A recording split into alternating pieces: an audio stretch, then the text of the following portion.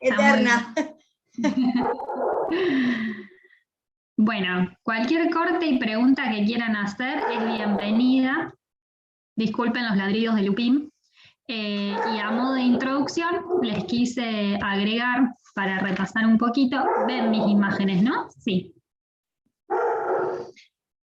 Perfecto. Sé que hoy Juanpi me contó que esto ya lo vieron en generalidades de ecocardio, pero un poco para también meternos en el tema de ecoestrés, nosotros lo que hacemos mediante un ecocardiograma es tratar de ver al corazón, ¿sí? Como el corazón es una estructura tridimensional, lo que hacemos es pararnos alrededor de todo el corazón en diferentes vistas para poder generar esa estructura que es tridimensional, ¿sí? Entonces, en cada una de las vistas vamos a tener ciertas estructuras en las cuales las vamos a ver con mayor detalle y de mejor calidad, pero además de ver diferentes estructuras en cada una de estas vistas, lo que tenemos la posibilidad es de ver cada uno de los segmentos del ventrículo izquierdo, sobre todo cuando estamos haciendo un eco para evaluar la motilidad.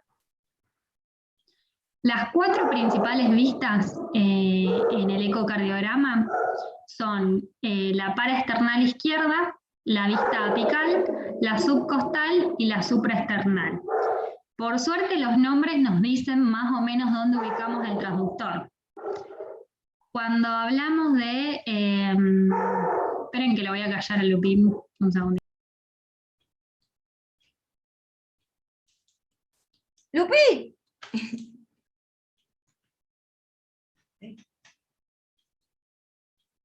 ¿Quién dijo amigos? Estaba con, mirá.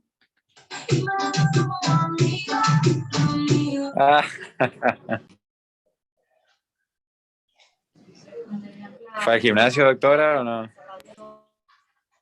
Mirá. A full. Bueno, perdón chicos, puede que vuelva Lupín a ladrar. Como les decía, las 4 vistas principales en el ecocardiograma son la paraesternal izquierda. Cuando decimos paraesternal izquierda nos vamos a parar al lado del esternón, del lado izquierdo, entre 2 costillitas, ¿sí? Más o menos en el segundo o tercer espacio intercostal. Eso va variando dependiendo bien la localización del corazón de cada paciente. Si los pacientes más altos, puede que el corazón esté un poco más en otro espacio intercostal más inferior y en un paciente un poquito más obeso va a estar más arriba, ¿sí? Pero nos paramos al lado del esternón, del lado izquierdo, entre 2 costillas, entre el segundo y el tercer espacio intercostal. El eje, en la vista paraesternal izquierda, nosotros, si el transductor tiene una muesca, una marquita, no sé si alguna vez la vieron, que puede ser una sobreelevación o una luz. Dependiendo de dónde apuntemos esa muesca, es lo que vamos a estar viendo en el paraesternal izquierdo. Si apuntamos la muesca, la marquita, hacia el hombro derecho, vamos a hacer un corte en el eje largo del corazón, ¿sí? Es la vista paraesternal izquierda, eje largo.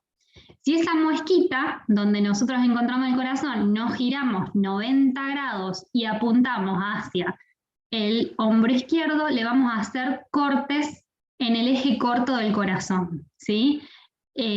O sea, vamos a estar cortando el corazón de forma perpendicular al eje mayor, ¿sí? Y si nosotros vamos bajando la colita del transducer o subiéndola del transductor, subiéndola o bajándola, si nos acercamos más a la piel o nos alejamos un poquito más de la piel, vamos a acercarnos a los cortes apicales, y si vamos subiendo la cola, nos acercamos a los cortes basales. Y ahí sí vamos a estar viendo todo el ventrículo izquierdo, ¿sí? Cada uno de los segmentos del ventrículo izquierdo. Después tenemos la vista apical, ¿sí? Que para ver la vista apical tenemos que encontrar el choque de punta del corazón, lo palpamos y ahí apoyamos el transductor. Y lo mismo, dependiendo de si bajamos o si subimos la cola, vamos a ver diferentes estructuras. Podemos hacer una vista apical de 2 cámaras, de 3 cámaras, de 4 cámaras y de 5 cámaras. El de 5 cámaras va a aparecer la aorta, por eso se llama de 5 cámaras. Eso va variando a medida que nosotros vamos moviendo la cola del transductor. Después tenemos la subcostal, esas son las dos principales que se utilizan. La subcostal es una vista que nos permite ver principalmente la vena cava inferior, pero también se pueden hacer todas las vistas anteriores que yo nombré también desde el subcostal, ¿sí? Sobre todo es muy útil en aquellos pacientes que están ventilados, que tienen mala ventana acústica, por ejemplo por ser tabaquistas. Digamos, esa vista es la que a veces mejor se ve en esos pacientes. Y es muy útil, por ejemplo, para ver directamente ventrículo derecho, vena cava inferior, pero se pueden ver todas las estructuras del corazón desde esa vista. La última que tenemos es la supraesternal, ¿sí? Que si nos paramos bien sobre el huequito, bien arriba del esternón. Imagínense lógicamente que lo que más vemos en esa vista son todos los grandes vasos. Lo que vamos a ver principalmente es la aorta. Aorta ascendente, callado y aorta descendente. Por ejemplo, nos va a ser útil en aquellos pacientes que sospechamos una disección aórtica y es muy útil también en aquellos pacientes, sobre todo jóvenes, que queremos descartar que no tenga una coartación de aorta, ¿sí? Entonces, sobre todo aquel paciente joven que se hace por primera vez un ecocardiograma, es importante que el ecocardiografista descarte coartación de aorta. A grandes rasgos esas son las vistas, después cada una tiene específicamente qué estructura se ve. Esto es lo mismo del eje corto, de la vista paraesternal izquierda. Si apuntamos hacia el hombro derecho vemos el eje largo del corazón. Si giramos 90 grados hacia el hombro izquierdo vamos a hacer el eje corto. Vista paraesternal izquierda, eje corto. Este es el eje largo del corazón. Esto es lo que veríamos si vemos directamente el corazón, y esta es la verdadera imagen, como se ve, ¿sí? Hay que usar mucho la imaginación, pero a medida que uno se va familiarizando, se adapta completamente a cada una de las estructuras. Algo importante es que el ventrículo derecho es muy distinto al ventrículo izquierdo, y es muy difícil saber la forma del ventrículo derecho, ¿sí? Por ende, la función y las dimensiones son distintas, y son distintas de evaluar que el ventrículo izquierdo.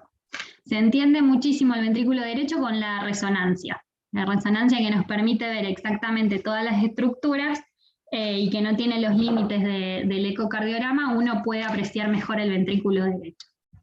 En la vista paraesternal izquierda, este sería el eje largo. Fíjense que estamos cortando el corazón en su eje mayor. Lo más anterior es lo que más cerca está al transductor, es decir, lo que más cerca está la piel, ¿sí? En este caso es el ventrículo derecho. Después tenemos el septum interventricular, la pared posterior del ventrículo izquierdo, la válvula mitral con la valva anterior y la valva posterior, la válvula aórtica, ¿sí? Y la aorta. Y la aorta la tenemos en sus segmentos también, en la porción sinusal, sinotubular y la porción tubular. Acá mismo nosotros podemos hacer las mediciones de la aorta siempre en diástole. Por eso es importante que nosotros tengamos un registro del electro, porque nosotros vamos a ver exactamente en qué momento del ciclo cardíaco vamos a estar. Acá vamos a poder medir la aorta, como bien les decía, y acá lo que mediríamos es la aurícula izquierda. Esta estructura es la aurícula izquierda, y la estaríamos midiendo en su diámetro antero-posterior, ¿sí? No es una valoración que nosotros hagamos habitualmente, pero en muchos informes lo vamos a ver. Se dice que la aorta tiene que medir lo mismo que el diámetro antero-posterior de la aurícula izquierda, ¿sí? Más o menos está en 30-32 milímetros. Después, como les decía, si nosotros giramos el transductor 90 grados, vamos a hacer el eje corto. Como bien ven acá, le estamos haciendo diferentes cortes a lo largo de todo el ventrículo, principalmente... Ay, perdón. Sí. Dijiste que la aorta tiene que medir igual que ¿qué? Perdón. Que la aurícula izquierda, que el diámetro antero-posterior de la aurícula izquierda. Este diámetro anteroposterior no lo usamos nosotros, más bien medimos el área de la aurícula izquierda, porque se dice que este no representa exactamente el crecimiento auricular. Puede que la aurícula crezca en sentido lateral y el diámetro anteroposterior no te lo esté midiendo correctamente. Pero en algunos informes viene y como regla general está bueno saber que más o menos mide lo mismo que la aorta, que son 32 milímetros.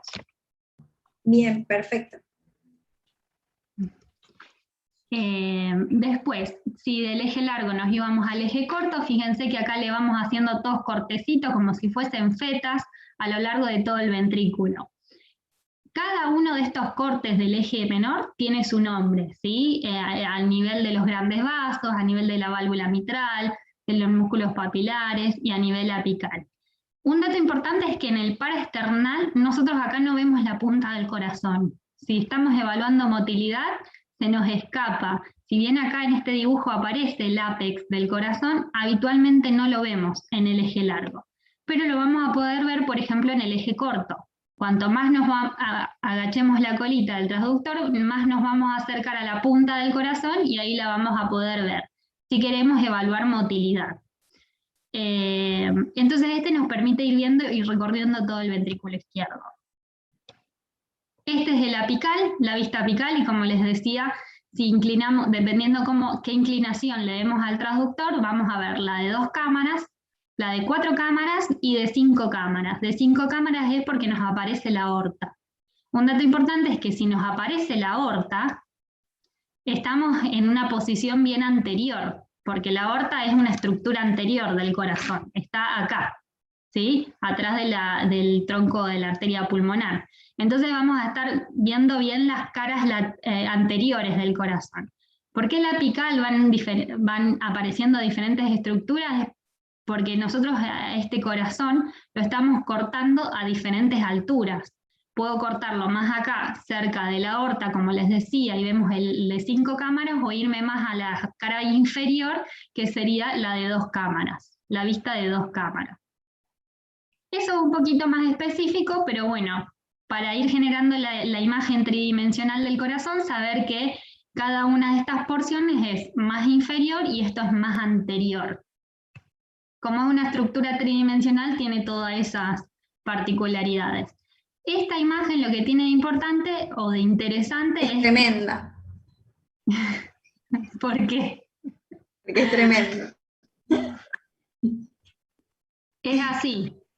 Como les decía en el anterior, la apical, imagínense que en la apical yo estoy haciendo diferentes cortes, o sea, o más inferior o más anterior.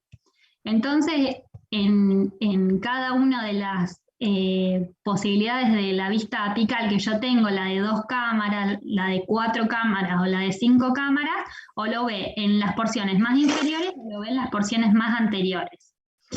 Entonces, si tenemos, este es como un eje largo del corazón, y acá lo que te apunta en el colorcito rojo es que vas a ver la cara anterior, anteroseptal e inferolateral. Esto sería anteroseptal e inferolateral. Si yo me voy a la vista apical de 2 cámaras, voy a estar viendo la cara más anterior y la cara más inferior, que sería esto que te muestra acá, haciendo un corte del corazón acá. Así lo estaría cortando yo. Entonces estoy viendo lo anterior y lo inferior. Y si le hago el de 4 cámaras, voy a estar viendo el anterolateral y el inferoseptal, que sería hacerle un corte del corazón a esta altura. Es un poco también para ir generando la imagen tridimensional, pero es un poco más específico. Bueno, y ahora metiéndonos un poco más en ecocardiograma de estrés, no sé si les quedó alguna duda, eso era a modo de repaso. Para hablar un poco más de ecoestrés, el ecoestrés es una prueba bien validada para la evaluación de isquemia. Está indicado en aquellos pacientes que tengan alteraciones basales del electrocardiograma, y es una técnica rentable, lógicamente, porque imagínense que es un estudio complementario en el cual no le hacemos contraste al paciente, no lo sometemos a un estudio de alta complejidad, y es un estudio que es económico porque es, digamos, el método que se utiliza es una ecografía, que es, digamos, un método económico. No por eso es un estudio que no es útil, es súper útil. La verdad que nosotros no lo tenemos tan difundido, pero el ecocardiograma de estrés es muy útil por los valores, la certeza diagnóstica que nos puede ayudar en algunos pacientes. Tiene una sensibilidad para predecir enfermedad arterial coronaria del 88% como media. Es decir, si un paciente tiene una estenosis sobre una arteria coronaria mayor del 50%, en el 88% de las veces vamos a poderle hacer el diagnóstico mediante un ecoestrés, ¿sí? Esa es la media. Tenemos un porcentaje que va desde el 76% para alguna población y hasta el 94% de sensibilidad para detectar en ese paciente enfermedad arterial coronaria. Y tiene una especificidad del 83%. O sea, es un método complementario con mucha sensibilidad, o con una sensibilidad alta. Esto sería más o menos lo que se hace y lo que se necesita. La prueba se puede hacer mediante estrés de esfuerzo o mediante estrés farmacológico. ¿Sí? Nosotros habitualmente a los pacientes internados los sometemos al estrés farmacológico, pero también se puede hacer y se hace en el subsuelo del sanatorio el estrés con ejercicio. Se puede hacer sobre una cinta sin fin, que sería esta, igual que la ergometría, o sobre una bicicleta fija. Este tipo de bicicletas yo no las conocí, pero me dijeron que en el ICR utilizan estas, en el cual el paciente está reclinado, está haciendo la actividad física, que es un poco más incómoda para el paciente andar en bicicleta recostado, pero es muy cómodo para el ecocardiografista ir tomándole las imágenes. Nosotros al paciente lo vamos a conectar a un electro, ya sea el electro estando internado o los electrodos conectados a una computadora donde vamos a ir viendo el registro del electrocardiograma de manera continua. Conectamos los 6 electrodos precordiales y las 4 derivaciones para ver las derivaciones frontales. O sea, en total vamos a tener las 12 derivaciones habituales de cualquier electrocardiograma. Lo conectamos como les decía, al electro, le tomamos la presión a nivel basal. Antes de eso se toman imágenes basales para saber cómo es el ecocardiograma basal de ese paciente. Posteriormente lo ponemos a hacer el esfuerzo, en este caso físico, el paciente corre al máximo posible. Se utiliza el protocolo de Bruce, que es el mismo protocolo que en las ergometrías, y se detiene la prueba en el caso de que la prueba sea máxima o en el caso de que el paciente presente síntomas de cualquier tipo. Le duele la rodilla o le duele el pecho y decide frenar la prueba. Si la prueba no se detiene por ningún síntoma ni ningún inconveniente y se llega al máximo esfuerzo posible, rápidamente el paciente va a pasar a la camilla porque necesitamos tomar las imágenes inmediatas al esfuerzo máximo. Esa es la gran incomodidad que tenemos nosotros, que el paciente tiene que pasar de donde está haciendo la prueba, habitualmente la bicicleta, a la camilla y que rápidamente se tomen las imágenes. Entonces el ecocardiografista va a tomar las imágenes en el máximo esfuerzo, tanto en estrés físico como en estrés farmacológico. Y acá es un poco lo que les decía, se utiliza el protocolo de Bruce, se toman imágenes basales, se puede hacer sobre una cinta sin fin o sobre una bicicleta, en el caso de que utilicemos el estrés con ejercicio. Aquellos pacientes que no puedan realizar ejercicio físico por alguna dificultad traumatológica o por el motivo que sea, se utiliza la prueba de estrés farmacológica, se utiliza dobutamina. Vamos a hacer una infusión de una ampolla en 250. Hay que saber que la infusión es gradual. Esto significa que vamos a ir aumentando las gamas a medida que vaya transcurriendo la prueba y se pueden utilizar hasta 40 gamas, ¿sí? Y bueno, la prueba se va a detener en el caso de que el paciente por síntomas que limiten el ejercicio o cuando completa el protocolo. Un poco para recordar, La frecuencia cardíaca máxima del paciente se calcula en base a la edad. Vamos a hacer 220 menos la edad, en el caso de que sean hombres, y ese valor, ese resultado, es la frecuencia cardíaca máxima que va a llegar en la prueba, y el 85% de eso sería una prueba, si completa el 85% de esa frecuencia cardíaca máxima, es una prueba submáxima, ¿sí? Siempre vamos a intentar que el paciente llegue a hacer una buena prueba y que sea la prueba submáxima. En el caso de las mujeres, hacemos 210 menos la edad y ahí nos da la frecuencia cardíaca máxima. Lo mismo a modo de repaso, y un poco para meternos en el análisis del ecoestrés. Nosotros al corazón, se dice que existe el modelo de los 17 segmentos, es un modelo que se utiliza tanto en eco como en resonancia. Esto también es un poco complicado de retener, pero una vez que por ahí uno lo entiende, después lo puede ir replicando. Este sería un eje corto del corazón, ¿sí? Y como ustedes bien saben, este sería el eje largo del corazón. El corazón se divide en sus segmentos basales, sus segmentos medios y los segmentos apicales, ¿sí? Por ende, en este momento hacemos la división basal, medio y apical. Y en el eje corto lo que vamos a hacer es, esta es la cara anterior, esta es la cara septal, la cara inferior y la cara lateral del ventrículo izquierdo. En los segmentos basales los vamos a dividir en 6. Los segmentos mediales también en 6, los apicales los dividimos en 4, y la punta del corazón, que sería este segmentito, es el número 17. Algunos dicen que el modelo debe ser de 16 segmentos y otros dicen que es de 17. ¿Por qué dicen de 16? Porque dicen que este segmento no tiene motilidad propia, sino que es traccionado por los segmentos de al lado. Entonces, se sumaría a todos los apicales. Pero, si no, lo podemos contar y decir que ese es el número 17. Entonces, cada uno de estos segmentos es lo que nos informa el ecocardiografista cuando ve alteraciones de la motilidad. Lo importante de cada uno de estos es que se correlaciona con una arteria que lo va a irrigar. Entonces, cuando nosotros decimos anterior, pensamos en descendente anterior, ¿sí? Si decimos inferior, puede ser una circunfleja, puede ser una coronaria derecha, y cara lateral va a ser la circunfleja.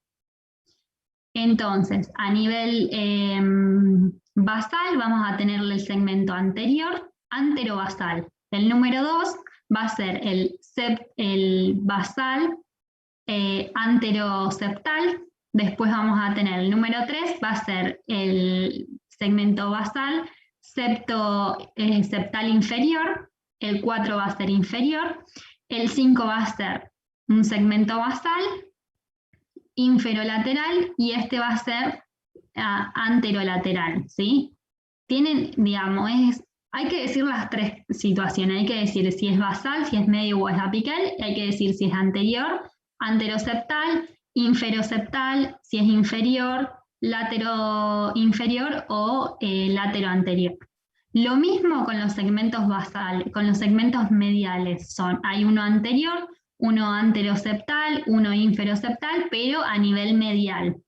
Y los apicales, por suerte, son un poco más fácil: apical anterior, septal, inferior y lateral. Eso es el modelo de los 17 segmentos. Entonces, cuando el ecocardiografista nos informa alteraciones en la motilidad a nivel basal anterior, anteroseptal y, por ejemplo, inferoseptal basal, vamos a saber que son estos 3 segmentos, ¿sí? Y podemos pensar en, primero, saber cuántos segmentos están alterados su motilidad y cuál sería la arteria responsable de esta alteración. Esas son las imágenes que toma a nivel basal el ecocardiografista. La respuesta normal, una respuesta, esto lo que intenta explicar es cómo es la respuesta normal del ventrículo izquierdo frente a un estrés. La respuesta normal desencadenada por el estrés inotrópico incluye un aumento del movimiento del endocardio durante la sístole. Además de moverse, va a haber un engrosamiento de la pared durante la sístole y va a aumentar lógicamente la velocidad de contracción. El efecto típico de la infusión de dobutamina es la reducción de los volúmenes de fin de diástole y de fin de sístole y un aumento del gasto cardíaco, que son en mayor medida una consecuencia del aumento de la frecuencia cardíaca que del aumento del volumen sistólico. Lo importante es que nosotros tenemos que saber si al paciente lo sometemos a la estimulación con dobutamina o un esfuerzo físico, lo que sucede es que hay mayor aumento del movimiento del miocardio, es decir, se mueve más, y además en cada sístole va a estar engrosado ese miocardio. Otra cosa que sucede es que aumenta el gasto cardíaco, pero los volúmenes, tanto de fin de diástole como de fin de sístole, se reducen, pero el gasto cardíaco se aumenta principalmente a expensas del aumento de la frecuencia cardíaca. Esto es lo que sucede, la importancia de por qué hacemos un ecoestrés para detectar isquemia. Hay que saber que cuando una arteria es una arteria normal, frente al aumento de las exigencias por parte del miocardio, un miocardio que necesita más oxígeno, lo que va a hacer es principalmente generar una vasodilatación de la arteria, ¿sí? Lo que sucede es una vasodilatación coronaria. Si esa arteria tiene la capacidad de vasodilatarse, se dice que tiene reserva de flujo coronario, ¿sí? Cuando una arteria presenta una estenosis, es decir, presenta una placa, y es lo que nosotros estaríamos tratando de detectar, si una arteria tiene una placa, cuando tiene un aumento del consumo de oxígeno por parte del miocardio, no tiene la capacidad de dilatarse. Entonces ese miocardio empieza a sufrir isquemia, ¿sí? Porque está frente a un esfuerzo físico, un esfuerzo farmacológico, alguna situación de estrés, y requiere más oxígeno, pero no lo está pudiendo obtener por parte de la arteria coronaria. ¿Y qué es lo que sucede? Una cascada, una serie de eventos que se denominan la cascada isquémica, ¿sí? La cascada isquémica es esto, y es todo lo que sucede cuando acá nosotros tenemos una alteración entre la oferta y la demanda de oxígeno. Lo que nosotros le estamos haciendo es aumentar la demanda de oxígeno y hay una arteria que no logra satisfacer ese aumento de la demanda. Lo que va a desencadenar es toda esta cascada isquémica. ¿Y por qué nosotros hacemos esto? Porque vamos a utilizar un método diagnóstico para poder detectarla antes de que llegue la necrosis. Se dice que primero están las alteraciones metabólicas, después va a haber una alteración en la función diastólica. Recuerden que el corazón en la diástole utiliza energía, por ende, si no tiene oxígeno va a estar alterada esa función, y después vienen las alteraciones en la función sistólica.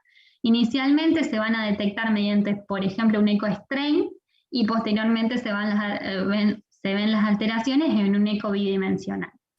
Después vienen las alteraciones en el electrocardiograma y después el paciente va a presentar angina, por lo cual nosotros nos estamos adelantando al el estadio final de toda esta cascada isquémica. Y es importante para hacer prevención de esa lesión, de esa obstrucción que tiene sobre esa arteria el paciente. El ecoestrés identifica las nuevas anomalías parietales que van a ser reversibles y que van a estar precipitadas por esta isquemia inducida mediante el estrés en ejercicio o el estrés farmacológico. Acá tenemos, bien, ahora, cuando nosotros decimos que se mueve bien un ventrículo, nosotros podemos, digamos, a cada uno de estos 17 segmentos que nosotros vimos de ese corazón, podemos decir, bueno, tiene la motilidad normal, presenta hipoquinesia, está aquinético, tiene disquinesia o está neurismático. Cada una de estas situaciones tiene una definición para nosotros saber en qué situación estamos. Cuando la motilidad es normal de cada uno de estos segmentos, le vamos a dar el puntaje 1. ¿Y cómo sabemos que se mueve de manera normal? Cuando durante la sístole, perdón que me trabé, durante la sístole, por eso nosotros necesitamos el registro del electrocardiograma, es decir, en el complejo QRS, nosotros tenemos que ver que todos los segmentos de ese ventrículo izquierdo se muevan. ¿Cuánto se muevan? Cuánto, además de moverse, se tienen que engrosar. Se tienen que engrosar más del 30% del diámetro basal. Obviamente eso lo hace un ojo entrenado, ¿no? ¿Y hacia dónde se tiene que mover? Hacia el interior de la cavidad. O sea que yo me tengo que parar acá y todos estos segmentos en el mismo momento, o sea, en el QRS, tienen que dirigirse hacia el interior de la cavidad y se tienen que engrosar. Además de moverse, se tienen que engrosar. Entonces yo digo que todos los segmentos están normokinéticos. Cuando uno de esos segmentos, 1, 2 o 3, o los que sean, no se mueve como se debe mover, se mueve, pero no lo suficiente, engruesa, pero no lo suficiente, decimos que está hipokinético. Cuando ese segmento, durante la contracción ventricular, no se mueve, y encima está un poco adelgazado, más que adelgazado, no presenta engrosamiento, está akinético. Y diskinético es cuando todos los segmentos se contraen durante la sístole y en vez de acercarse al interior de la cavidad, se aleja. Entonces, no ayuda a la contracción de ese ventrículo, sino que la empeora. Por eso la diskinesia empeora la FEI. No es lo mismo tener 3 segmentos hipokinéticos que tener 3 segmentos diskinéticos. Le baja la fracción de eyección a este ventrículo porque en vez de dirigir la sangre hacia una dirección, se aleja, aumenta la cavidad. Y aneurismático es cuando está, además de que no presenta motilidad, no se mueve, se aleja durante la sístole, va a estar, el engrosamiento está ausente y adelgazado. ¿Sí? A medida que empeora la función de ese ventrículo, le vamos a dar un puntaje mayor, del 1 al 5. El 1 es normal, el 5 ya estamos hablando de aneurisma. Y acá agregué la definición de cada una de estas alteraciones en la motilidad, un poco para saberlas, pero bueno, lo principal es eso, que por ejemplo en la equinesia no se mueve y la diskinesia se nos va para el otro lado. Esto porque nosotros le asignamos un puntaje a cada segmento del ventrículo izquierdo para calcular el índice de motilidad regional. Habitualmente no lo calculan los ecocardiografistas y no lo vamos a ver en un informe porque no tiene mucha utilidad que alguien te diga, bueno, el índice de motilidad regional es de 2. A vos te es mucho más útil que te diga qué segmentos están alterados y qué tipo de alteración presentan. Pero ¿por qué es importante conocerlo? Porque si nosotros tenemos un paciente que tiene, bueno, el índice de motilidad regional se calcula la sumatoria de cada puntaje que se le dio a los 17 segmentos. Si los 17 segmentos se movieron bien, tienen un puntaje de 1 cada uno, en total nos da 17. Sobre el número de segmentos, que siempre son 17. Eso nos va a dar un resultado que es igual a 1. El paciente que tiene un ecoestrés con una prueba que fue buena, que fue por lo menos submáxima, que no presentó alteraciones en el electrocardiograma, que no presentó síntomas, o quizás los síntomas fueron muy inespecíficos, pero ningún segmento tuvo alteraciones, es decir, tiene un índice de motilidad regional igual a 1, tiene un riesgo de experimentar eventos cardíacos, es decir, un infarto de miocardio no letal o muerte de origen cardíaco menor al 1% por año. Es decir, igual al resto de la población. O sea que es muy seguro un paciente que haga una buena prueba de ecoestrés, ¿sí? Y que no presente ningún tipo de alteración, tiene buena evolución a lo largo del tiempo, ¿sí? Obviamente a medida que ese valor aumenta, es decir, cada segmentito suma más de un punto, la mortalidad, ¿sí? Y el riesgo de ese paciente va a ser mayor. Esto también es importante en aquellos pacientes en los cuales nosotros le hacemos un ecoestrés para estratificarlo y definir pronóstico en ese paciente. ¿Cuáles son las indicaciones de un ecoestrés? Se lo vamos a hacer a aquellos pacientes que nosotros sospechamos que van a tener lesiones en las arterias coronarias. Habitualmente, por ejemplo, si es un paciente que viene con síntomas, no presenta troponinas positivas, no estamos sospechando un infarto, pero sí estamos sospechando algún tipo de angina frente al esfuerzo. Y nuestra probabilidad pretest es intermedia alta, le tenemos que hacer o un ecoestrés o un SPECT, ¿sí? Recuerden que la tomografía de arterias coronarias está indicada para aquellos pacientes que tenemos una probabilidad pretest baja, porque nos sirve para descartar. enfermedad arterial. Pero estos, como tienen gran capacidad de detectar la enfermedad en la arteria coronaria, le vamos a indicar a aquellos pacientes en los cuales sospechamos que puede tener lesiones en las arterias coronarias. Se lo vamos a indicar en aquellos pacientes que vengan con síntomas y tengan un electro no interpretable, por ejemplo, bloqueo de rama izquierda, que nosotros le vamos a hacer la ergometría y no va a presentar alteraciones en el electro, por ende nos baja la posibilidad de diagnosticar enfermedad arterial, pero si le hacemos un eco mientras hace el esfuerzo, vamos a poder ver las alteraciones en el ecocardiograma. Aquellos pacientes que no puedan hacer actividad física, le vamos a hacer el ecoestrés con farmacológico, y en aquellos, bueno, que tengamos una probabilidad pretest intermedia alta. En aquellos pacientes asintomáticos, se los vamos a hacer, paciente que viene sin síntoma y lo vemos por consultorio. Si tiene que realizar algún tipo de procedimiento quirúrgico no cardiovascular, y nosotros queremos estratificar ese paciente que se va a someter a una cirugía y que nosotros lo conocemos y, por ejemplo, tiene placas en las arterias, en las carótidas, tiene alteraciones en claudicación intermitente o placas a nivel de las arterias femorales, y como tiene placas en esas arterias, vamos a sospechar que también las tenga en las coronarias, le vamos a hacer un ecoestrés para estratificar ese paciente. Cuando queremos definir pronósticos sobre el paciente, o bueno, con el paciente de alto riesgo para enfermedad arterial coronaria. Estas son las indicaciones para detener la prueba. A modo general son las mismas indicaciones que se detiene una ergometría.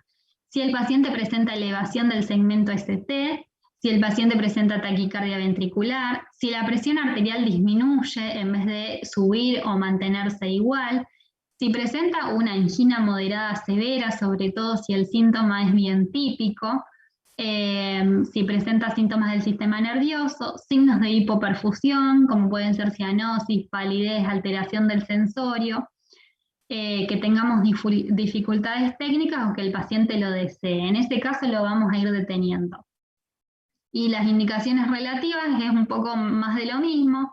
Si presenta arritmias, si presenta una arritmia con un QRS ancho, en el cual nosotros no podamos descartar si es TB o aberrancia de rama, entonces ahí también lo vamos a detener. Si presenta cambios en el segmento ST, como pueden ser depresión, y nos genera muchas dudas, también lo vamos a detener. Si se pone hipertenso el paciente, con una sistólica mayor de 250 y una diastólica mayor de 115, también lo vamos a detener. Son las mismas indicaciones que en la ergometría y son lo mismo que por los cuales uno tendría los signos de alarma, o sea que el paciente esté isquémico en ese momento, ya tuvimos el diagnóstico, vamos a detener la prueba.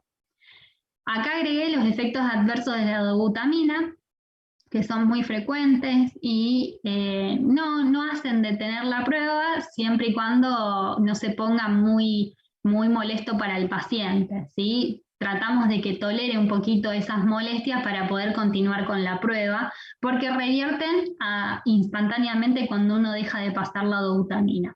Las palpitaciones, lógicamente, es muy molesto para el paciente siente que está corriendo esa misma agitación, esa misma falta de aire, pero está acostado en una cama, entonces suele ser un poco incómodo para ellos. Pueden presentar náuseas, cefalea, urgencia urinaria y parestesia. Todo esto cede instantáneamente cuando uno deja de pasar la dobutamina. ¿Cuáles son las limitaciones del ecocardiograma de esfuerzos? En algunos momentos puede ser que nosotros tengamos falsos negativos, es decir, que tenga enfermedad arterial coronaria y nosotros no estemos haciendo el diagnóstico. Cuando el paciente no haga una buena prueba, por ejemplo, cuando no sea submáxima la frecuencia cardíaca y la prueba no sea buena, puede ser que ahí el estudio no sea de buena calidad y por ende no estemos diagnosticando con certeza una enfermedad arterial coronaria, o que utilice beta bloqueantes, que tengamos mala calidad de imagen, ya sea porque justo el paciente se movió, porque no aguantó en el momento o porque la ventana acústica no es buena. Y la presencia de áreas de isquemia pequeñas, sobre todo si corresponden a un vaso único o de la arteria circunfleja. Y también cuando el paciente tenga alteraciones previas, como puede ser una miocardiopatía hipertrófica o un estado hiperdinámico en el cual todo esto nos disminuye la calidad de imagen que nosotros podamos obtener sobre ese paciente. Cuando uno hace un estudio complementario siempre tiene que conocer cuáles son las indicaciones, pero cuáles son las limitaciones también, ¿sí? A la hora de interpretar un estudio, si nosotros vemos un ecoestrés que la frecuencia cardíaca no fue ni siquiera submáxima, bueno, ahí si bien el estudio metodológicamente puede estar todo correcto y no presentar ningún tipo de alteración al paciente, debemos saber que el estudio no fue la mejor calidad para evaluar enfermedad arterial coronaria en ese paciente. Quizás tengamos que elegir otro método. Bueno, esto es lo que les decía, nos permite estratificar el riesgo del paciente, porque sabemos que aquellos que hacen una buena prueba y no tienen ningún tipo de alteración en la motilidad, tienen un riesgo cardiovascular menor al 1% por año, igual a la población general. El ecoestrés, la indicación principal, y una de las indicaciones que tiene es la valoración de la viabilidad. O sea, nosotros tenemos un paciente que tiene enfermedad arterial coronaria, pero no sabemos si nosotros reperfundimos ahí, ya sea por stent o mediante cirugía de revascularización, hay tejido contráctil que pueda recuperarse si recupera el flujo. Entonces le haríamos un estudio para valorar la viabilidad de ese músculo. El ecoestrés no es el principal estudio que uno elija o que decida realizar sobre un paciente para evaluar viabilidad. Se utiliza más la resonancia o el SPECT, es mucho más útil que el ecoestrés. Pero si no tenemos otra herramienta diagnóstica y queremos realizarlo, también podríamos evaluar viabilidad del músculo cardíaco en un paciente que queremos ver si reperfundir las arterias va a ser beneficioso para ese paciente. Esto es lo que vemos con lo que ve en realidad el ecocardiografista cuando hace el estudio. Nosotros acá tenemos, representa el músculo cardíaco. Este es el engrosamiento normal a nivel basal del paciente sin medicación, sin esfuerzo físico. Esto es lo que ve el ecocardiografista. Inicialmente, lógicamente, en aquel tejido que no se contrae, siempre va a estar igual durante todo el ciclo cardíaco. Pero el músculo tiene una contracción conservada, va a haber aumento, va a haber engrosamiento del diámetro de ese músculo.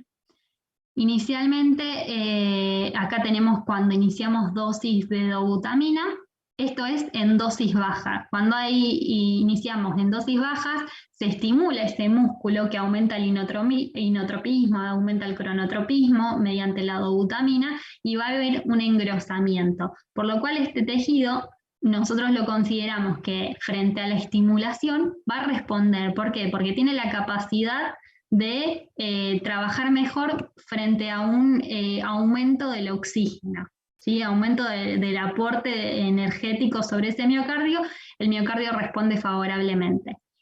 Pero en aquel paciente que estamos evaluando puede ser que frente a la dobuta en dosis bajas responda favorablemente, pero en dosis máxima el músculo no se siga contrayendo, sino que disminuye el engrosamiento. Esta es la respuesta normal de un tejido que se expone a la estimulación con dobutamina, que se llama respuesta bifásica, o sea, que en dosis bajas aumente el engrosamiento, pero con dosis máximas de dobutamina no, empeore la contractibilidad. Este miocardio es viable. Si bien es una respuesta bifásica con mejoría y después de mejoría, este miocardio se considera que es viable. Puede que tenga una respuesta monofásica que a dosis bajas y a dosis máximas de dobutamina trabaje de una manera gradual, es decir, que vaya aumentando su contractibilidad. Y aquel miocardio que aún con dobutamina no mejora el engrosamiento, estamos frente a tejido cicatrizal, ahí no hay miocardio, hay fibrosis.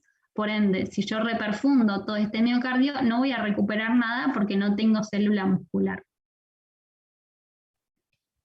Otra de las indicaciones del ecocardiograma de estrés es para evaluar las valvulopatías. Eso es muy importante. Cualquier valvulopatía que nosotros tengamos sobre un corazón, nosotros siempre tenemos que estar haciendo pruebas de esfuerzo para desencadenar que si la valvulopatía es moderada o severa, o es asintomática, mejor dicho, o sintomática. ¿Por qué? Porque, por ejemplo, la estenosis aórtica que es sintomática, sabemos que el pronóstico de ese paciente cambia rotundamente cuando la valvulopatía es sintomática.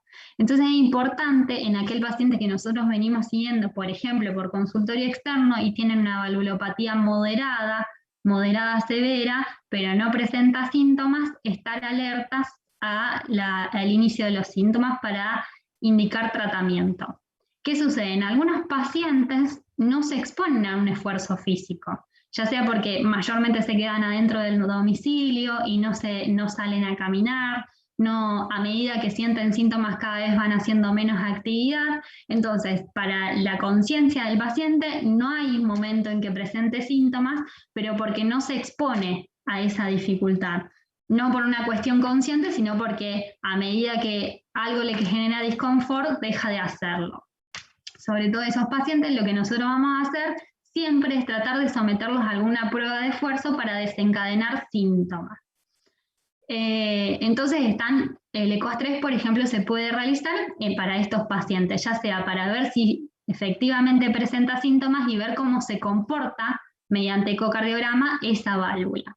Una de las indicaciones es en aquellos pacientes que, creo que esto lo han visto y lo hacemos bastante, tenemos una estenosis aórtica severa de bajo flujo, bajo gradiente. ¿Sí? ¿Qué significa esto?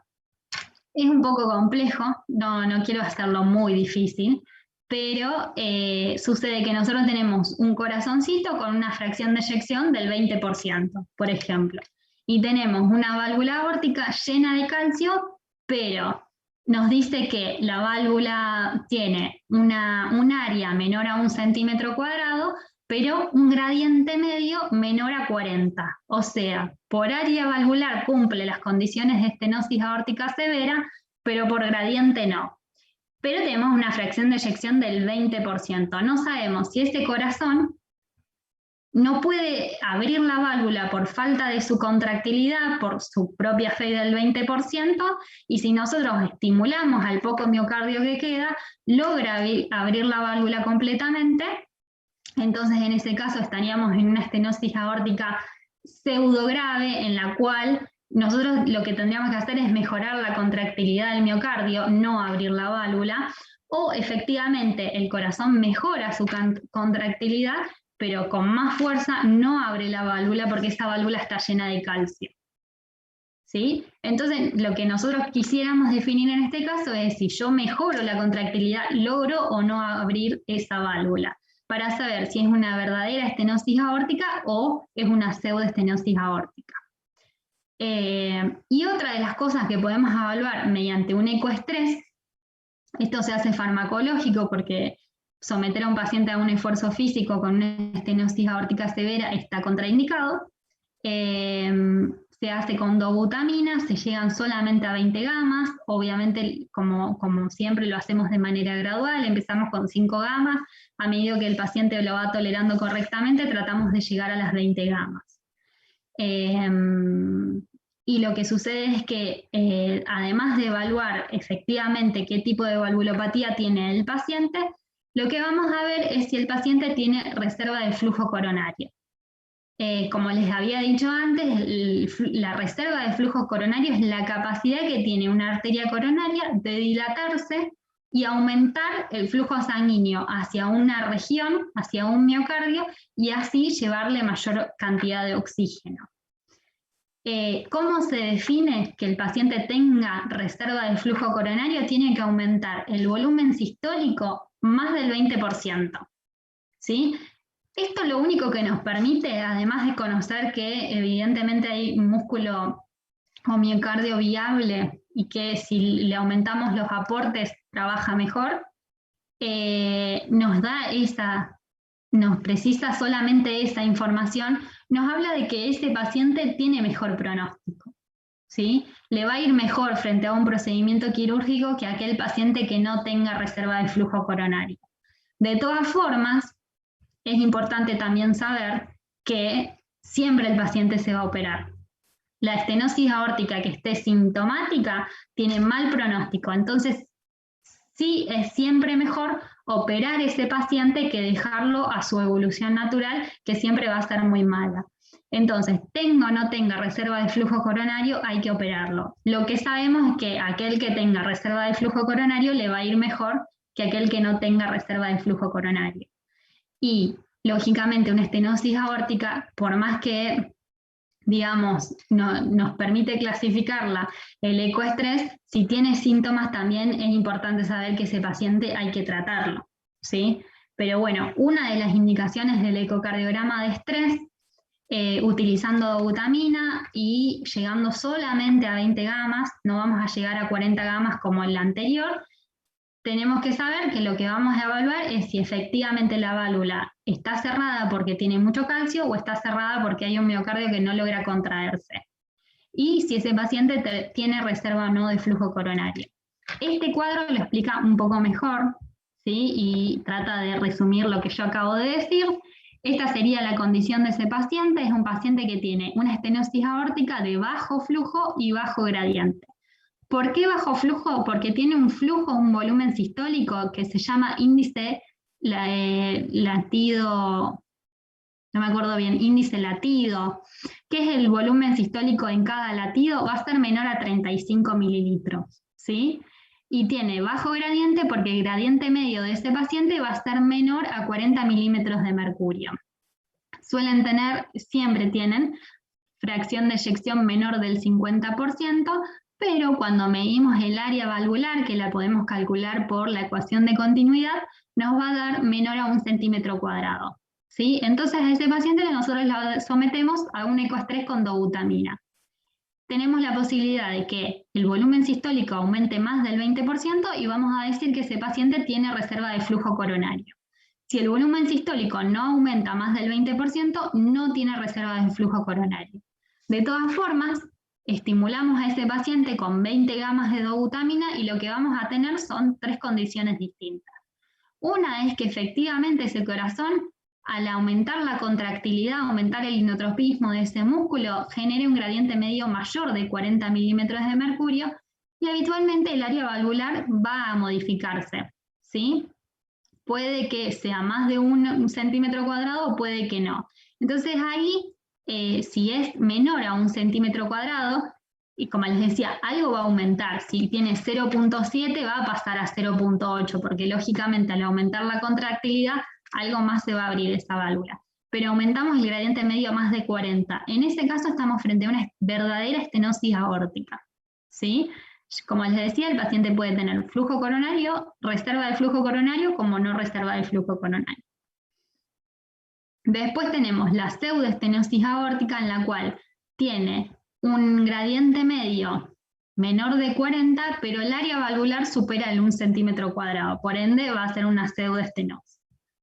Y en el caso, que es el que mayormente vemos también, en el cual lo sometemos al ecoestrés con dobutamina y el paciente conserva estos dos valores. Tiene un gradiente medio menor de 40, no lo modificó, y el área valvular sigue midiendo menos de 1 centímetro cuadrado. En este caso hay que hacer toda esta fórmula que es muy larga, que habitualmente no se utiliza, pero en este caso vamos a decir que el paciente efectivamente tiene una estenosis aórtica severa. Y lo mismo, puede tener reserva de flujo coronario como puede que no tenga reserva de flujo coronario. A este paciente siempre lo operamos, sabiendo que el que no tiene reserva de flujo coronario, tiene peor pronóstico. Pero siempre es necesario ofrecerle un tratamiento a este paciente porque la evolución natural va a ser peor. Acá agregué lo que sería estenosis aórtica de bajo flujo, bajo gradiente, pero con FEI conservada. Esta es la misma situación, pero cuando el paciente tiene una fracción de eyección conservada. En estos casos también podemos hacer ecoestrés con dobutamina, pero se cree que estas situaciones es cuando el ventrículo izquierdo es tan pequeño que no tiene un buen volumen sistólico, por eso tiene bajo flujo, y se debe principalmente a aquellos pacientes, se dice que mayormente son mujeres, con historia de hipertensión arterial y con ventrículos izquierdos muy hipertrofiados. Hay que ofrecerles la posibilidad de un tratamiento quirúrgico a estas pacientes, pero también tienen peor pronóstico. Y nada más.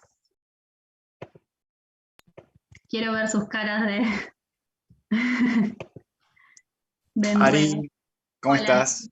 ¿cómo va? Che, me enganché, re linda la clase, te quería felicitar. Porque justamente hoy estuvimos hablando con Araceli y le había pedido si me podía ayudar a repasar 2 segundos lo de gimnasia órtica, así que por eso me enganché, re bien.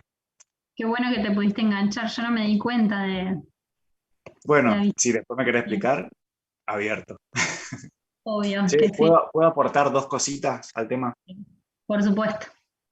Con respecto al ecoestrés, me anoté justamente acá, el ecoestrés también lo podemos utilizar en la sospecha de cardiopatía isquémica, siempre estable obviamente. Como vos dijiste, no utilizamos en pacientes teniendo la resonancia, no utilizamos un ecoestrés en un paciente, por supuesto, que esté cursando con marcadores positivos y demás, eso no.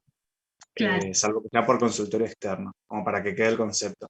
Y otro es, desde en la guía de 2020 de síndromes coronarios crónicos, se incluyó a la disnea como una probabilidad pretest, así que en la evaluación de la disnea, o por ejemplo para cuando queremos inducir o buscar insuficiencia cardíaca con fracción de eyección conservada, también lo podemos usar al ecoestrés.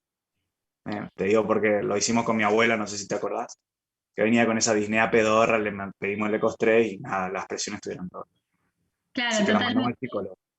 Es muy interesante porque es verdad, el ecoestrés también se utiliza en aquellos pacientes que tengan disnea, o sea, que uno sospeche que tenga insuficiencia cardíaca, entonces le haces el eco, tiene fracción de eyección conservada, y bueno, ahí descartás una IC con FEI deteriorada, pero no podés saber si tiene efectivamente una IC con FEI preservada. Entonces lo que le haces es un ecoestrés con dobutamina, o con ejercicio, y ahí evalúas si frente a un esfuerzo ese corazón no logra trabajar correctamente y aumentan las presiones de llenado del ventrículo izquierdo. Entonces vos ahí estarías diagnosticando una insuficiencia cardíaca con fracción de eyección preservada.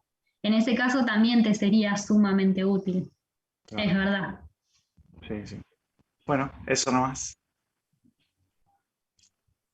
Me voy a Borussia. Bueno. ¿A dónde se va?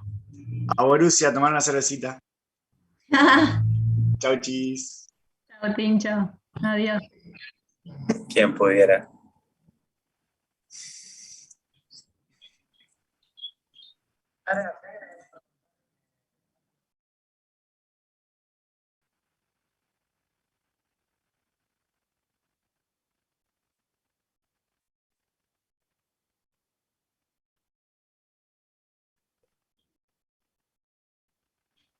Esmolol, si no me equivoco tenemos esmolol, ¿no?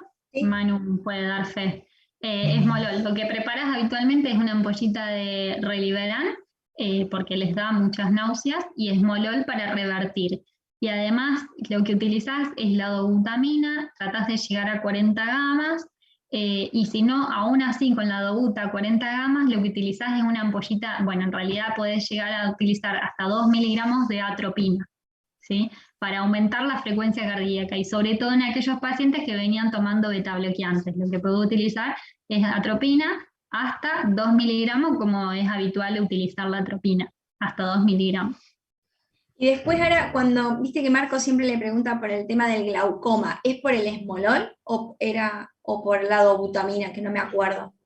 Ah, me parece que es por la dobutamina. Que es una contraindicación si el paciente tiene glaucoma. Sí. Viste que él siempre le Sí. pregunta eso antes de empezar, me parece. La atropina me parece que es la... No ¿La sé del la dobuta. glaucoma? La atropina seguro. Puede ser. No sé la dobuta. No la leí nunca, la dobuta, que tiene una contraindicación si la utilizas para digamos, otra utilidad. Si le das otra utilidad a la dobuta, Claro. leí que... Pero es verdad que Marcos siempre te pregunta, debe ser la atropina capaz. Porque él siempre antes de iniciar el ecoestrés le pregunta al paciente si tiene antecedentes de glaucoma. A mí me parece que es la atropina. Puede ser. Pero lo podemos buscar.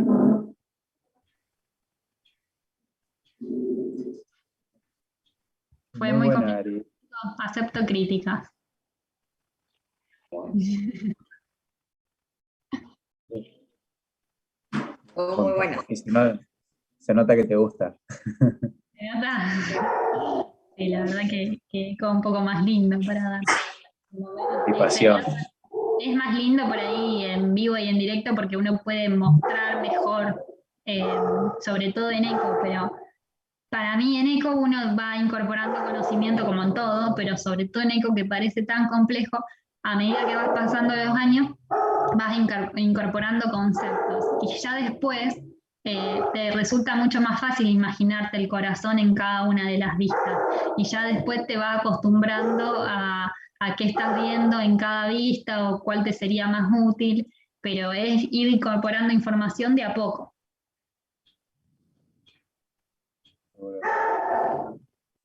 A mí lo que me resultó útil es empezar a mirar videos de qué es una hipoquinesia, qué es una kinesia y todo, porque vienen y te dicen, ve, ahí está kinético, y bueno, yo no caso una, supongo que a todos les pasa.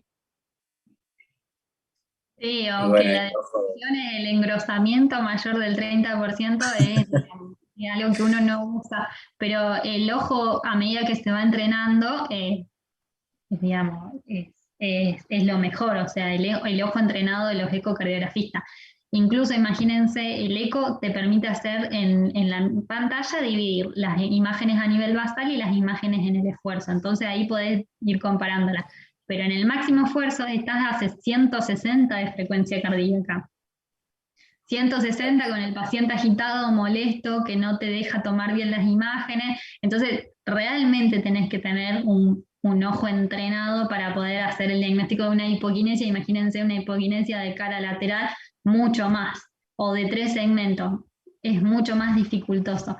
Pero eso lo hacen los ecocardiografistas que ya llevan varios años tomando imágenes y con mucho entrenamiento, les va, digamos, es algo que les resulta fácil en ciertas circunstancias, en otras no, lógicamente también tienen sus dudas diagnósticas, pero es sobre todo entrenar el ojo.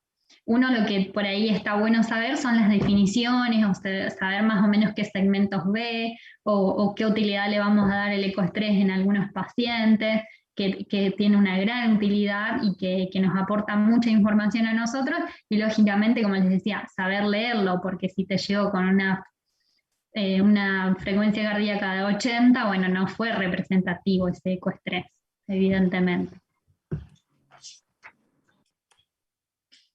¿Y cómo es la experiencia de ustedes que ya llevan más tiempo? ¿Ven que se hace con frecuencia? Porque acá desde que entramos con ese creo que no vimos ninguno.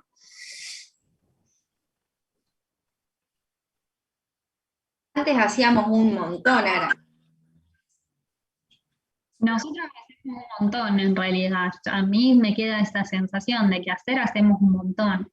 Y es un método muy seguro. Fíjense que no le expones al paciente a contraste, no le expones a radiación, tiene una tasa muy baja de complicaciones, habitualmente lo haces en contextos seguros, como es en la unidad coronaria, monitorizado, con medicación para revertir esas alteraciones, o digamos, cuando haces de ejercicio habitualmente también es muy seguro, por lo cual es un método muy interesante para tener en cuenta y muy útil. Creo que ahora estamos haciendo un poco menos, pero generalmente hacemos muchos ecoestrés. De hecho, antes rotábamos por ecoestrés, ahora están frenadas las rotaciones, pero antes hasta íbamos a ecoestrés. Yo me había buscado, para a ver si lo tengo. ¿Y qué, mientras buscas, y qué más común que lo hagan ambulatorio? ¿Paciente viene y se lo hacen y se van, o más internados? Los ambulatorios creo que...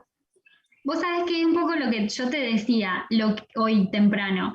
Yo lo que me han dicho, me han enseñado es que acá en Rosario se difundió mucho, principalmente porque hubo una persona que estimuló el desarrollo y la utilización del SPECT como un método complementario. Si te vas a otros lugares, por ejemplo en Córdoba, en Buenos Aires, hay lugares en los cuales no se conoce el SPECT y todo es ecoestrés. Acá se difundió y se utiliza mucho los cardiólogos clínicos, los cardiólogos en consultorio usan mucho SPECT y poco ecoestrés. De todas formas, por ejemplo, creo que Marcos todos los miércoles a la mañana, ecoestrés. O sea, y si alguna vez quieren ir a ver de qué se trata, están más. Yo los invito yo, pero creo que Marco no va a tener ningún problema en que Sí, son los miércoles. Son los miércoles. Sé que por ahí a veces tienen los turnos que no los tiene completo, no sé ahora, hace mucho que no. Era de 10 a 12 los turnos de ecoestrés. Claro, y es muy interesante para saber, conocer el método, conocer de qué se trata el método. Pero sí, se hacen, en el ICR también se hacen un montón. Tiene esa dificultad que compite con el SPEC, que fue mucho más difundido, pero hacerse se hace, tanto en internado como en consultorio. ¿Qué pasó, Manu? Justo te interrumpí.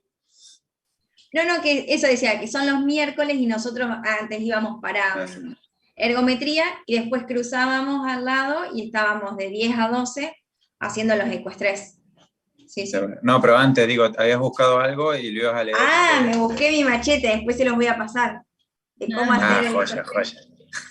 Bueno, porque un dato que yo no di, y Manu después les puede pasar la data de cómo calcular las gamas y cómo hacer... lo tengo todo. Aparte, lo llevaba a cada vez que iba, entonces está todo pegado con cinta para que no se me rompa. Que no se arruine. Sí, eso lo vamos a ver, lo de las gamas. Eso está bueno que lo aprendan. Obviamente las gamas dependen del peso del paciente, en realidad las gamas siempre son 20. Lo que depende es, vos vas a tener un solvente, un soluto y un solvente, que es conocido, que es la dobuta 250, en 250 mililitros de dextrosa, creo que lo preparamos habitualmente. Eso lo conoces, lo que varía es el peso del paciente. Entonces, las gamas son 20, pero los mililitros de esa misma concentración varía dependiendo del peso del paciente. Esa es información que tiene la R2, casi R3, que les puede pasar. Vamos a hacer no sé cuándo bueno, yo los veo el lunes, los voy a ver, el lunes lo vemos.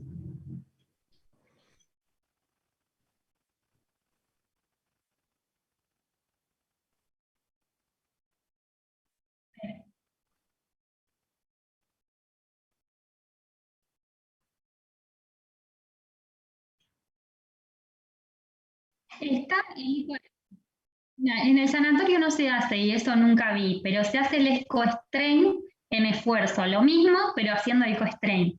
El ecostrain, no quiero aburrir demasiado, pero el corazón cuando se mueve rotando, o sea, rotando sobre un eje, como si vos estrujás el trapo de piso. ¿Sí? Entonces vos, en el ecocardio bidimensional, lo que haces es ver que se achique así de esta manera, o que se achique así, pero no ves el verdadero movimiento que hace la fibra muscular, que es de rotación, ¿sí? Habitualmente se acerca, creo que es la base hacia la punta, si no me equivoco. Entonces, el mayor movimiento es a nivel de las bases, pero el movimiento es este. Vos vas a ver que se acorta, pero verdaderamente no estás viendo el movimiento de rotación. El ecostrain lo que permite, mediante todo un software que tiene el eco, propio del eco, vos lo que haces es diferentes vistas, marcar diferentes puntos de ese eco, y eso te analiza ese músculo, y lo que evalúa es cómo se mueve cada una de esas partículas. Por eso es tan preciso.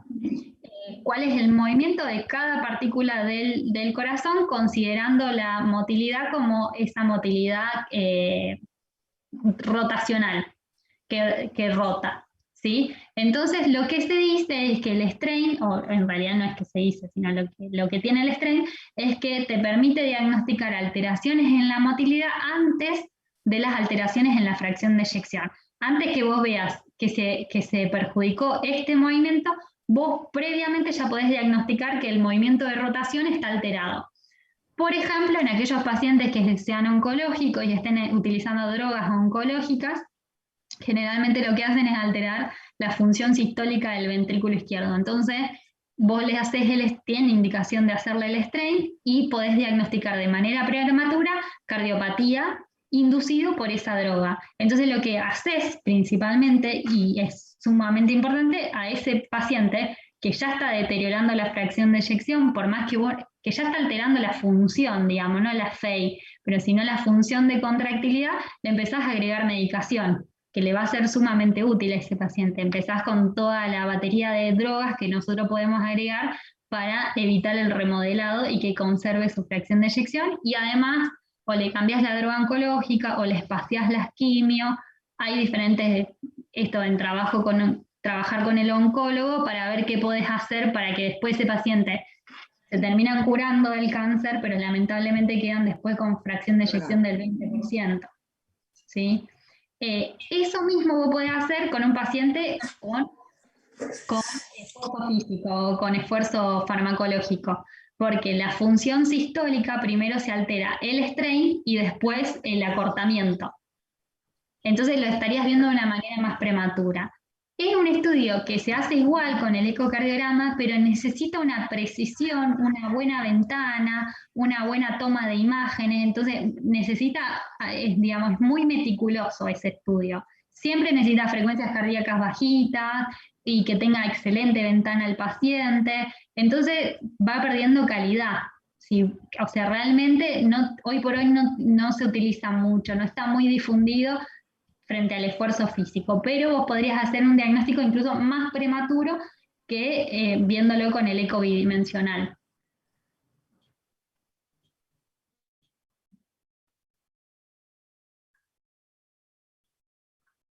Sí.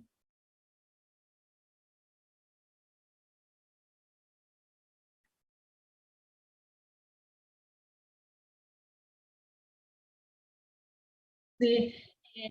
Tienen utilidades muy interesantes y está muy bueno, pero por ahora son muy específicas las indicaciones. Y realmente yo no he visto nunca frente a esfuerzo, no sé si sería muy viable, no sé si necesitas otro aparato o otra cosa, porque realmente pierde mucha calidad de imagen la frecuencia. ¿Y si lo usa para la enfermedad de Fabry o no? Sí, sí.